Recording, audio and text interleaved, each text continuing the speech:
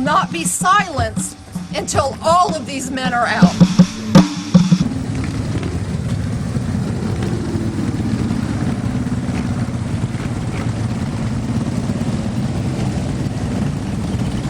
The next family that we're going to hear from is the family of Sergeant First Class Joseph Mayo.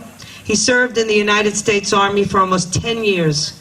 He deployed to combat 3 times, spending 6 months in Afghanistan and 25 months of his life in Iraq. Joe is the recipient also of a Purple Heart due to combat injuries. He's also earned a Bronze Star, Army Commendation Medals, Meritorious Service Medals, and an Army Achievement Medals as well. Sergeant Mayo is not eligible for another clemency hearing also until 2011 because of the length of his sentence. These are the stories that we need to go back and tell, that the men who are behind bars are decorated war heroes. These are men who gave it all. They signed the blank check with their lives for us, and this is the way we've treated them. Joel Mayo is coming up with the family. I'm Joe's younger brother. With me today is Joe's mother, Debbie, his godmother, Lori, godbrother, Joe, his high school sweetheart and wife of 10 years, Joanna Mayo, and his 3 beautiful children, Ailani, who is 12, Joseph Angel, who is 7, and Annalisa, who is 2 years old. Joe has always wanted to serve his country in the military.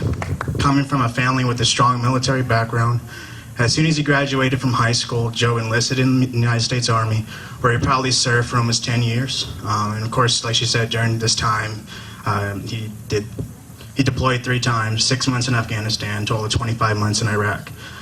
While serving, Joe has held the positions of driver, team leader, squad leader, platoon sergeant, and was always an astounding leader, always putting the welfare of his soldiers above his own. He cared deeply for his men, and I know it affects him to this day to think about the men, his brothers, who lost their lives serving beside him, their memories and the memories of many other soldiers shroud his mind and have affected him in many ways I can't even describe. I can only imagine the pain he feels knowing they're gone. These men were his brothers. I know that if I lost Joe, I would be devastated. I couldn't even think about it without shedding a tear.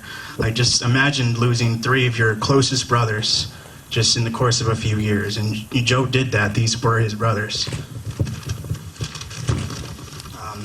Joe himself almost lost his life while returning to his post after a patrol.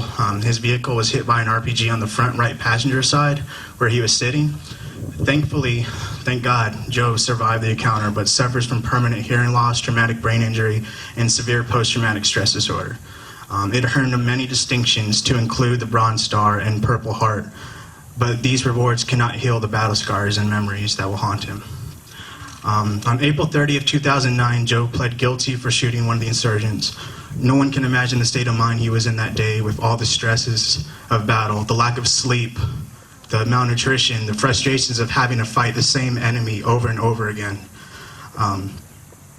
While searching the area after being shot at, they found caches of weapons and sniper scopes.